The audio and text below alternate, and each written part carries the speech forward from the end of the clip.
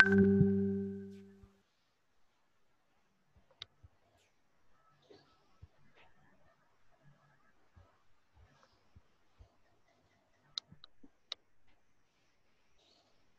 mulai langsung.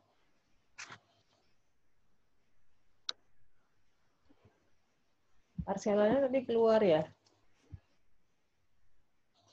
Iya.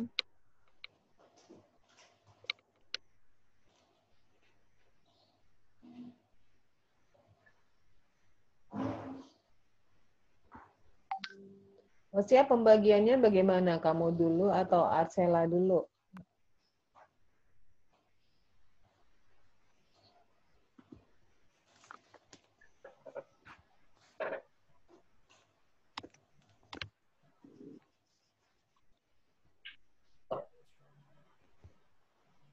Halo? Itu Arsela udah. Arsela ada. Ada.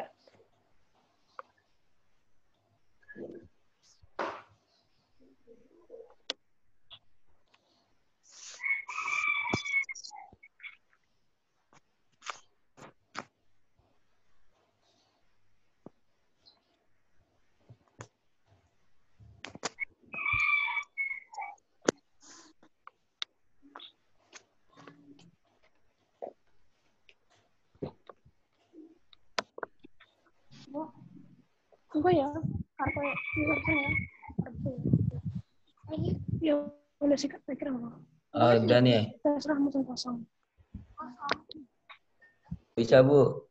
Ya, langsung ya. Udah kelihatan.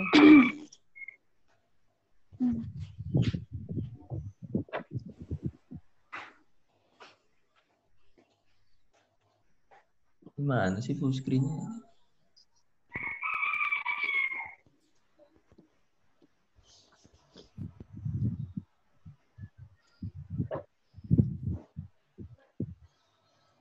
Arsel mana Arsel?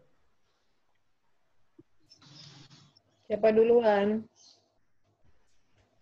Zel.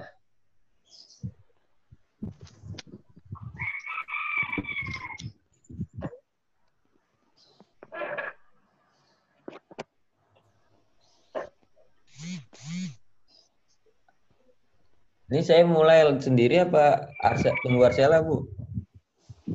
Kalian kemarin gimana ininya? Perjanjiannya kamu dulu, Ya. pembagiannya Arsela dulu, atau Kausia dulu? Cuman saya dulu sih. Arsela ada. Oh iya, tadi nggak nyaut-nyaut, Bu.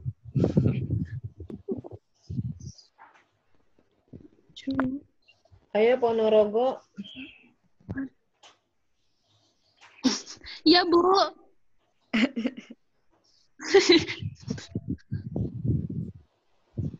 Udah pulang kampung duluan. Saya dulu, Bu. Iya, maksudnya perkenalan dulu gitu.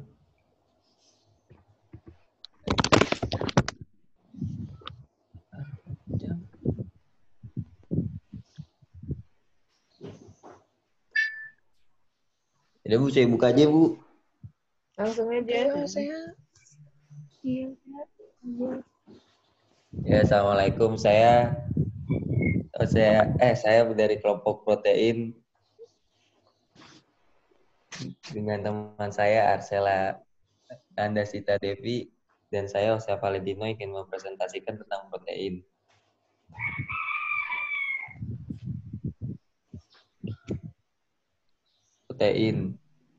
Protein terdiri atas rantai-rantai panjang asam amino yang terikat satu sama lain dalam ikatan peptide. Asam amino terdiri dari unsur-unsur karbon, hidrogen, oksigen, dan nitrogen. Samping itu, asam amino mengandung unsur-unsur fosfor, besi, sulfur, iodium, dan kobalt.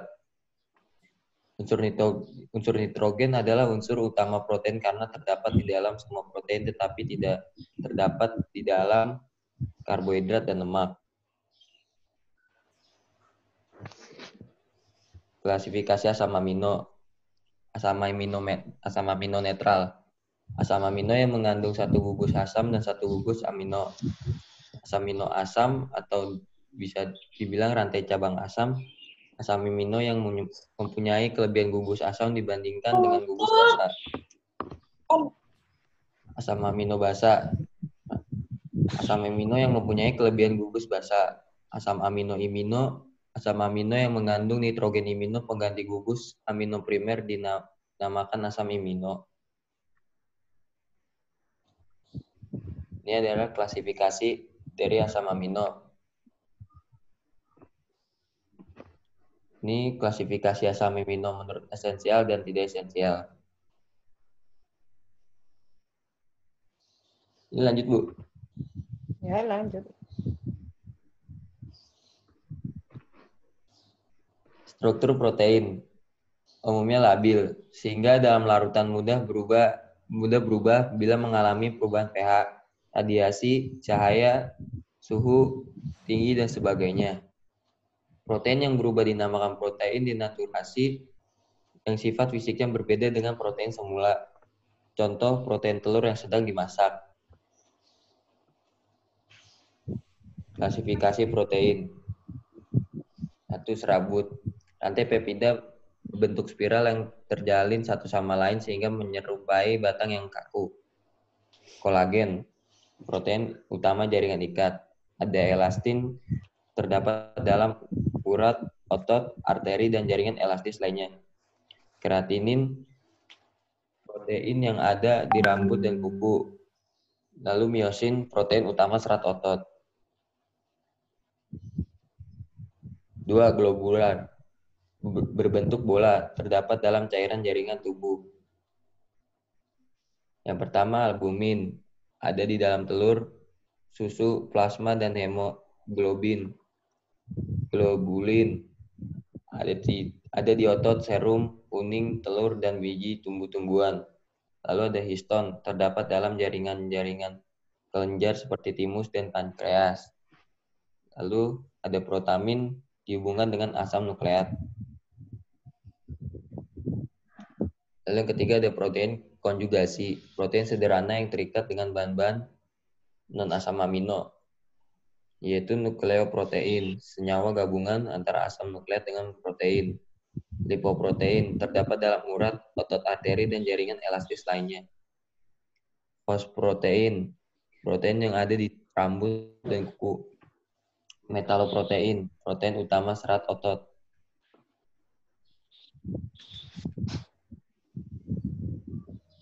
Ini mutu dari protein. Protein tidak komplit.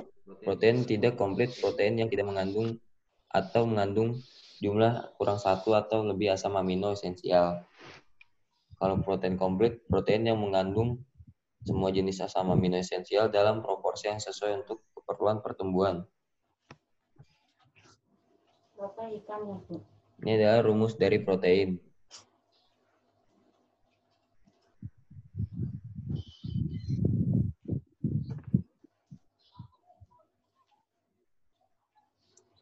Ini adalah saluran pencernaan.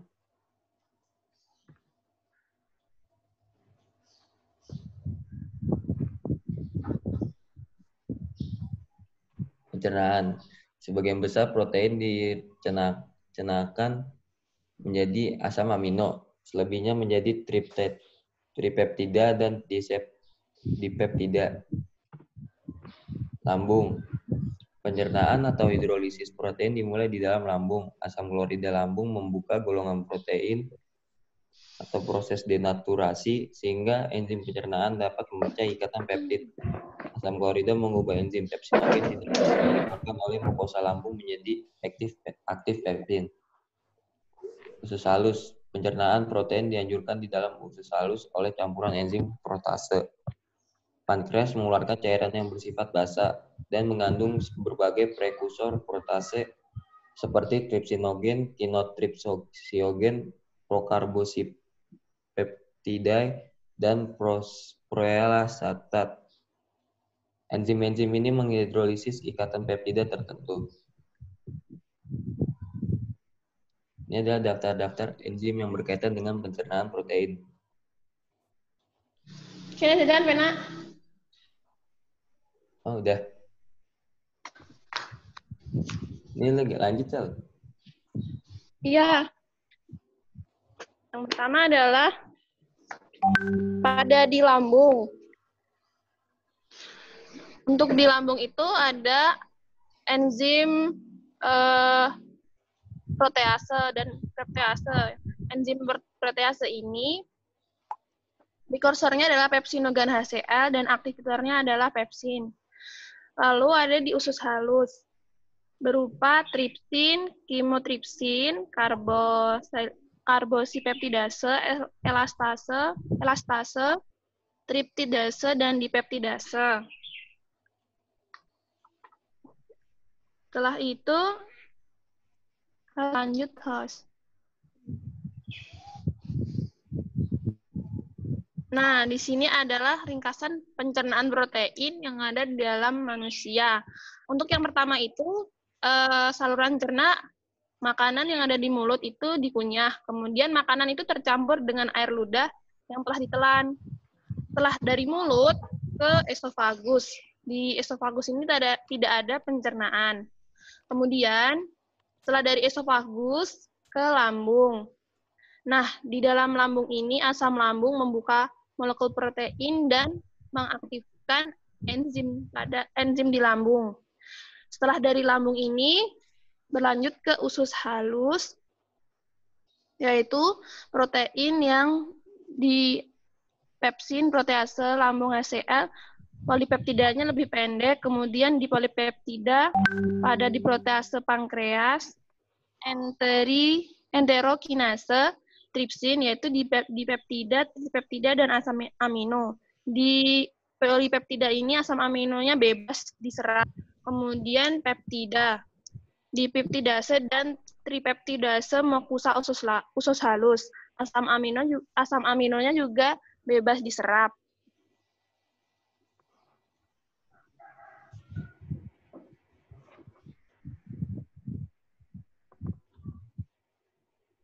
Kemudian, ini ya.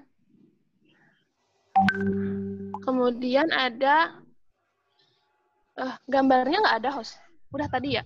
Kemudian ada absorpsi dan transportasi dan juga ekskresi, di mana hasil akhir pencernaan protein ini berupa asam amino yang segera diabsorpsi dalam waktu 15 menit setelah makan. Nah, absorpsi ini terutama terjadi di dalam usus halus, berupa sistem 4, sistem absorpsi aktif yang membutuhkan energi. Kemudian, tadi belum, host. Ini kepencet tuh. Naikin lagi. Ini kan? Ya. Kemudian diskresi. Di samping itu absorpsi tadi, absorpsi asam amino bebas dan peptida mungkin tidak 100%, terutama bila fungsi usus halus terganggu, seperti infeksi saluran, kehadiran faktor-faktor anti gizi seperti lecitin atau protein yang mencegah terbentuknya tripsin dan makanan. Protein ini yang tidak diabsorpsi masuk ke dalam usus besar. Nah, dalam usus besar ini terjadi metabolisme mikroflora kolon dan dikeluarkan melalui feses yang terutama dalam bentuk protein bakteri.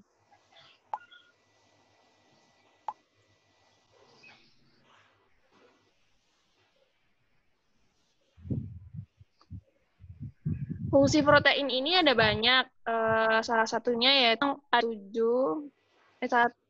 yang pernah itu ada untuk pertumbuhan dan pemeliharaan.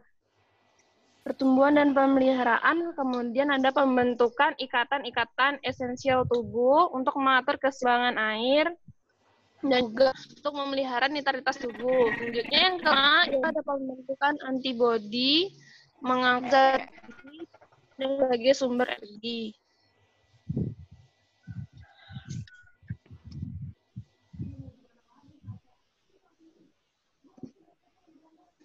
Untuk menghitung kebutuhan asam amino dan protein. Kebutuhan asam amino dan protein ini ditentukan pada cara. Untuk bayi baru lahir hingga umur 4-6 bulan, jumlah protein dan pola asam amino di dalam air susu ibu atau ASI yang berasal dari ibu dalam kondisi baik dia cukup untuk memungkinkan pertumbuhan optimal. Nah, protein rata-rata mengandung 16% nitrogen. Untuk memperoleh jumlah protein dari analisis nitrogen, angka nitrogen dikalikan dengan 100/16 atau 6,25.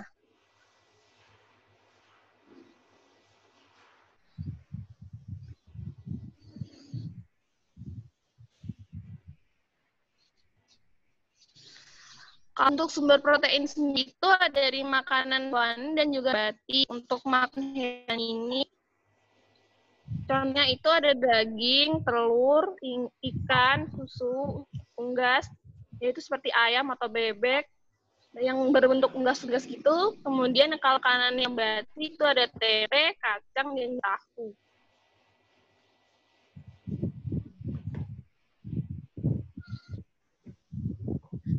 Untuk akibat kekurangan protein ini ada dua, yaitu marasmus kwashiorkor. Marasmus itu penyakit pada bayi setelah makanan. Kalau kwashiorkor itu untuk menyerang pada bawah usia tahun atau balita.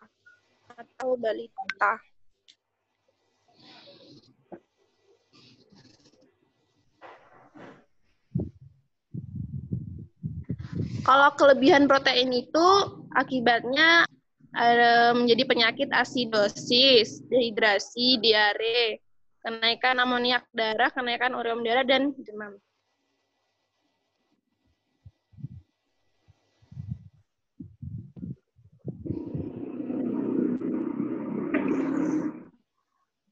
Terima kasih.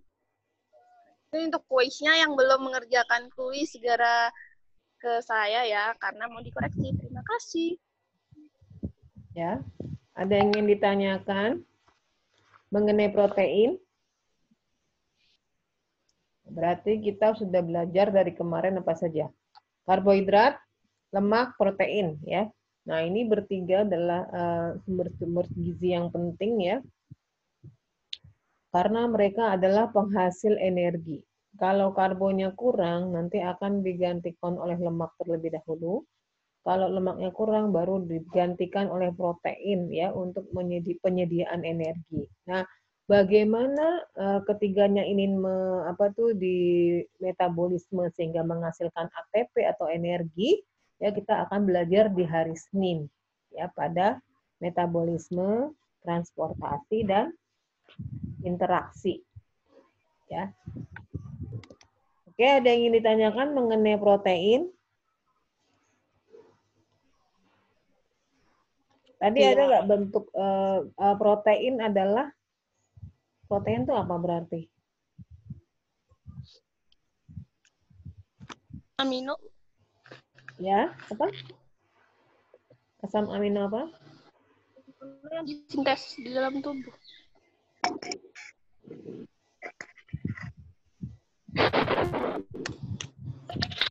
Protein itu untaian asam amino.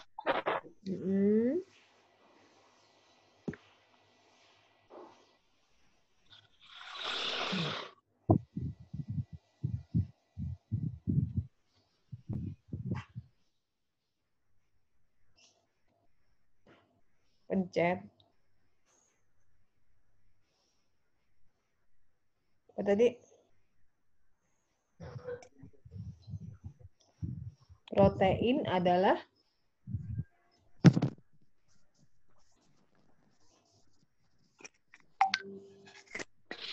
Protein itu gabungan-gabungan dari asam amino. Terus?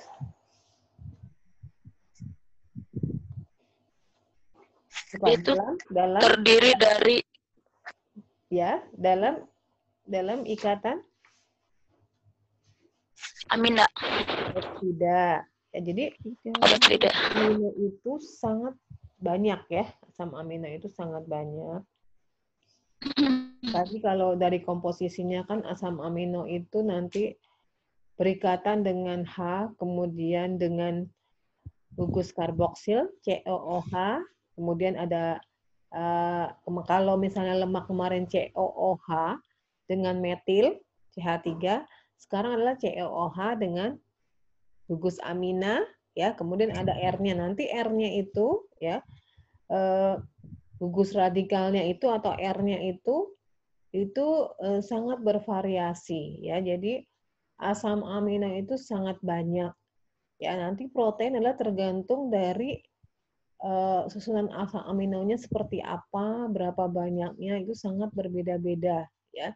Yang kita ketahui kenapa tuh orang menggunakan DNA ya untuk mengecek gitu ya, untuk mengecek apakah dia misalnya dilahirkan oleh seorang ibu atau keturunan bapak yang mana gitu ya. Karena susunan proteinnya, susunan asam amino dalam DNA ya, itu kan orang berbeda-beda. Ya, berbeda-beda banyaknya urutan susunannya ya. Nah, itu juga nanti kalau misalnya dari satu keturunan ya mungkin ada kesamaannya gitu ya.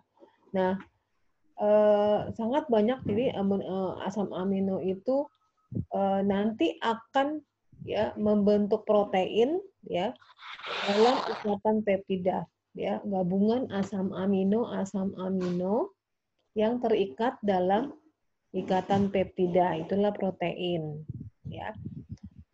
Kemudian yang tadi protein misalnya ada yang bentuknya tuh serabut gitu ya. Kemudian globular, ya, ada yang konjugasi, ya. Kemudian dari klasifikasinya ada yang basa, asam, netral. Kemudian yang penting dalam bab ini adalah mutu protein, ya. Ada yang namanya tadi belum dibahas mengenai asam amino esensial. Esensial. Nah, karena ketika diserap, protein ini akan menjadi bagian yang paling sederhana, namanya apa? Asam amino. Ya, asam amino nanti diserap ya. Asam amino itu kan ada yang esensial, ada yang tidak esensial ya. Apa yang disebut dengan asam amino esensial?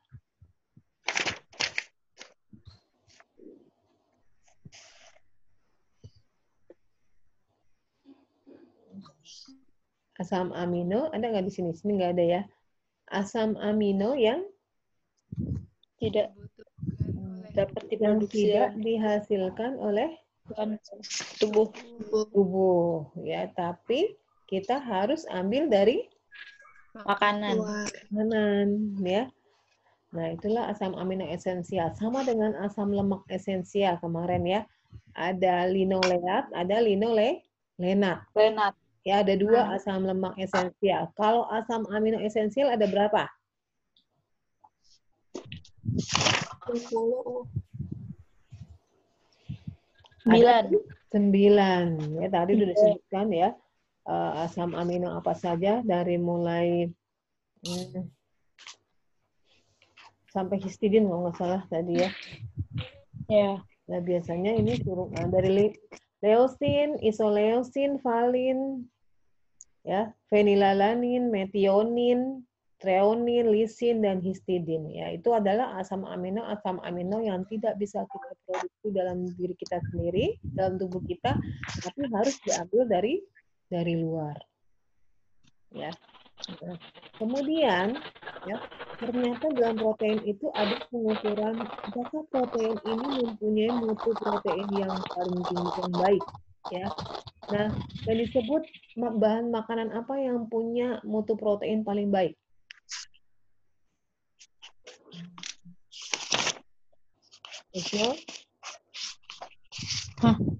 Apa bahan makanan yang punya mutu protein paling baik?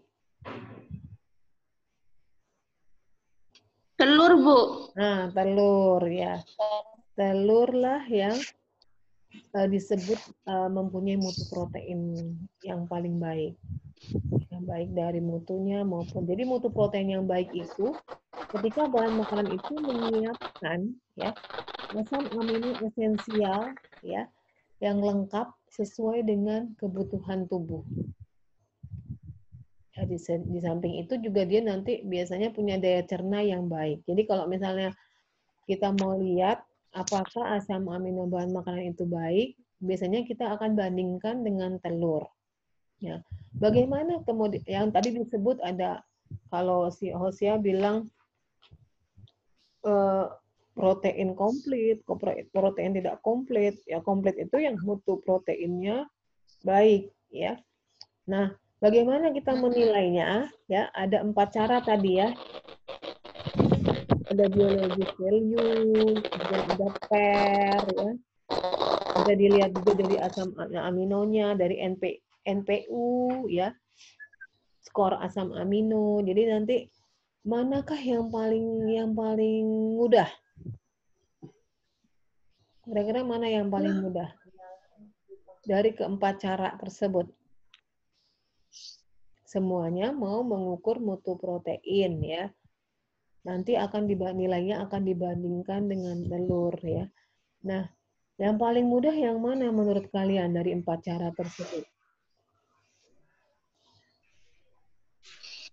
Dari NPU bukan? Dari NPU. NPU, ada lagi yang lain? Dari NPU, dari PER, ya. Dari skor kimia. Yang paling mudah adalah yang PER, ya. Kalau PER coba lihat rumusnya. Dia hanya menghitung, ya kan, berapa pertambahan berat badan dibandingkan dengan konsumsi protein dalam gram, ya. Berat badannya dijadikan gram, ya, jumlah protein yang dikonsumsi juga di dalam gram. Nah, itu yang paling mudah. Kalau yang lain kan agak sulit, ya, seperti misalnya skor kimia. Skor kimia itu kita harus tahu dulu asam aminonya berapa nih dalam protein tersebut, ya kan? Kemudian dibandingkan dengan ya asam amino yang sama pada protein patokan. Ya, itu agak rumit, ya. Kita harus tahu dulu asam aminonya berapa, ya, dari bahan yang kita makan. Ya, kalau PER kan berapa berat badan penambahannya dibandingkan dengan berapa protein, ya, dalam gram yang kita makan. Konsumsi. Ya, itu yang paling mudah. Kemudian selain mutu protein, ya, kekurangan, ya, DNA tadi mengenai DNA, RNA, ya, itu juga penting juga dalam protein, ya. Nah, terkait dengan kesehatan, ya, ada pembentukan antibodi, ya, protein itu, ya. Kemudian juga bagaimana kalau kekurangan, kelebihan, ya.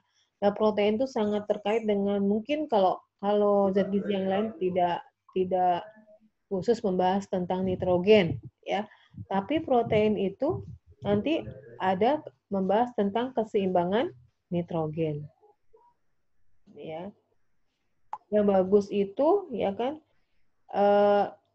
jadi kalau seimbang itu nitrogen yang masuk, ya, dan yang keluar itu sama. Ya, berarti nggak kekurangan, ya, berarti terjadi keseimbangan nitrogen.